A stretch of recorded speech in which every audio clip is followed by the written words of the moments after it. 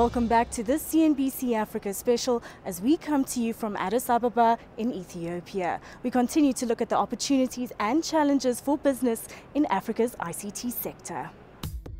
Africa has seen a rapid growth in mobile connections over the last decade. In 2000, the continent had a penetration rate of roughly 2%, but by 2011, this has grown to around 65%. That's according to research by A.T. Kearney. Alongside this growth has been the expansion of a number of mobile network operators across the continent, like MTN and Vodacom. The future is data. The future is the vast majority of our customers are going to experience the internet for the very first time on their mobile phones. And so we've got to be there in investing in the right networks, in providing the right devices, in providing the right products and services. And so there is this data revolution that's taking place on the African continent, and I'm very excited about it. And I think that in some cases we're going to leapfrog technology. And we have to help our customers in really making use of these amazing products and services that we're going to provide. But it's all about creating the right investment climate. I think it's important that governments create the right investment climate for us to invest in infrastructure. Everybody talks about the potential for growth on the African continent. It all depends on regulation, it all depends on us partnering with government, and it all depends on us investing in infrastructure. Mobile voice revenue has been the largest source of income for operators in sub-Saharan Africa, representing 82% of all mobile retail revenue at the end of 2011. But this is in decline, and the focus is now on data revenue. MTN is running two businesses effectively: the voice business, the traditional voice business, and data business. I think if you look at our growth, we've experienced meaningful growth on the voice side, which was just over 12% overall. But what's really encouraging and which really supports our future growth potential is the growth we experience on the data side of our business. In our last financial results, we announced a 59% growth of data revenues from 2011 to 2012, which is quite significant. And also, if you look at the traffic side, the data traffic grew by a phenomenal 69% from 2011 to 2012. For me, that underlines the growing potential for us to realize even further growth on the data side, which really helps us to be a growing entity into the future. And while these two players are already well established across the continent, they are not slowing down. We have significantly increased our capex investment in all the markets that we operate in. And really, when you look at the growth in markets like Tanzania, the DRC Congo and Mozambique, we have to invest for us to grow. So we're investing in new technologies. We launched 3G in the DRC Congo. We're looking at launching new technologies in our other markets. So we've really significantly increased the investment into those markets. But while companies are expanding, they're also trying to keep their costs down. Well, I mean, really, for any serious player to have a sustainable business has to look in a number of areas to bring cost effectiveness. As much as we're looking at growing revenues, we are trying to look at internally to see how best can we restructure ourselves and probably in some areas even share some common services and transactional services that we can do on a central basis. So we have a very focused project that MTN has embarked on, which will be running for the next 3 to 5 years, looking at bringing some of these services to a central location and sharing on a global basis across all markets. And I think that really brings us to a level where we're looking at internal efficiencies and at the same time looking for rolling out new services that can help us grow revenues and make us more effective in terms of platforms that can make us more efficient in the way we deliver our services. So it's a really wide approach we are taking, but with a key emphasis on ensuring we achieve cost effectiveness. Analysts suggest that rising costs could force some consolidation in the market, and players could look at creative ways to keep costs down. The radio access network, which is composed of the mast and the backbone networks, actually are a big chunk of the operational cost of a mobile operator.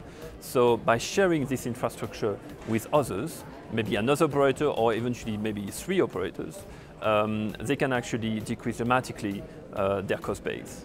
something like 25 to 30% should be achieved quite readily. While continental players try to manage the cost of expansion with the opportunities it comes with, regional players are innovating to stay ahead. Credox is an Ethiopian company who has recently launched value-added services. The services that we started with, SMS radio and SMS to TV, all the way up to the first co-branded value-added service with the Ethio Telecom recently, coloring backbone, to mobile health services. We're actually one of the very few companies providing mobile health services here in partnership with one of the biggest pharmaceutical companies in the world, Gilead Sciences.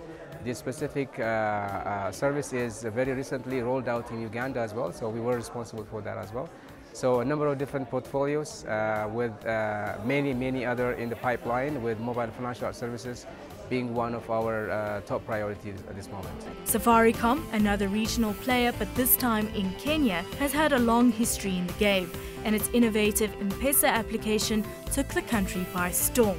The company has grown phenomenally over the last 20 years, from the year 2000. Starting with about 20,000 customers inherited from the fixed line operator, and to 20 million today, which is a period of just over 12 years.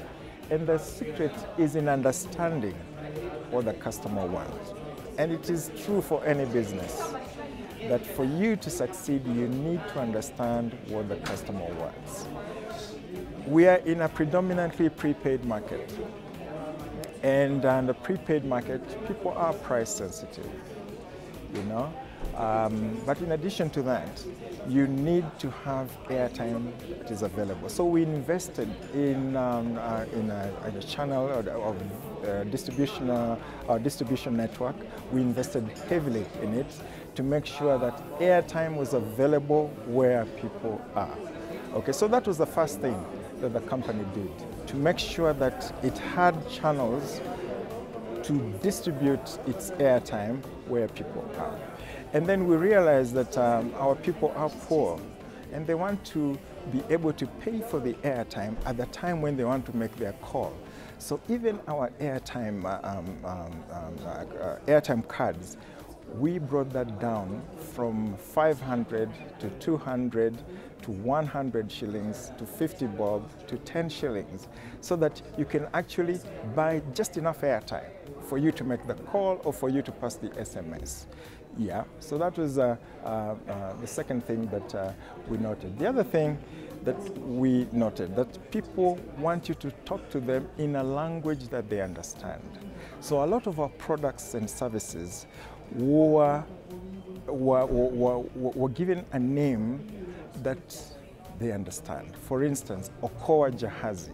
Now, Okoa Jahazi is a service that is a product that we offer to our customers. If you've run out of airtime, you can actually borrow from the company. And when next you top up, that money is recovered. So it's an emergency airtime service. You access it when you've run out of your airtime, but you pay it up immediately once you're in a position to pay for it. And the beauty with that is that the poor who cannot easily afford are able to make the critical call at the time they need to make that call. And so this was a huge success. In fact, the first time it was when we launched, the network almost, our server almost crashed because of the number of people that were able to access that service. And then comes M-Pesa, which is a huge success. In the year 2007, when we launched it as an add-on stickiness service, because we could see where we are in our own environment. A lot of people at the end of the month sending money to the rural areas, because 80% of our population actually resides in the rural areas. So supported by the few who are in the urban areas. So they would either have to put money in a bus or to send somebody who was traveling. So immediately, therefore, there was a need that was satisfied by M-Pesa So instead of having to send money by bus or through the banks, and the percentage of people that were banked at that time was less than 1%, you know. So it was the M-Pesa service was an immediate satisfier of a need to be able to send money very easily, and from the comfort of your room, from the comfort of your shamba, from the comfort of your business, and so on. So that has been a huge success, growing today to about 16.5 million people across the country. And the monies that are exchanged on a daily basis could be about $5 million on a daily basis. So it's huge. It's a huge. And while it is currently only based in Kenya, the company has plans to extend its reach. First, you have to understand that we are 40% owned by Vodafone. So we are part of the Vodafone family. And therefore, our expansion will extend. If it has to happen, it has to happen definitely with the agreement of Vodafone. We have been very much a Kenyan company, and we are proud of our Kenyan heritage. But as you have said, there is a lot of pressure on us to go beyond the Kenyan borders. And so whichever opportunities that come up, we'll definitely be exploring those. And I can tell you, even at this moment, we're looking at opportunities beyond the borders. Well, that's where we leave it for this CNBC Africa special. From me, Bronwyn, Seaborne, and the team here in Ethiopia, in Addis Ababa, it's goodbye for now.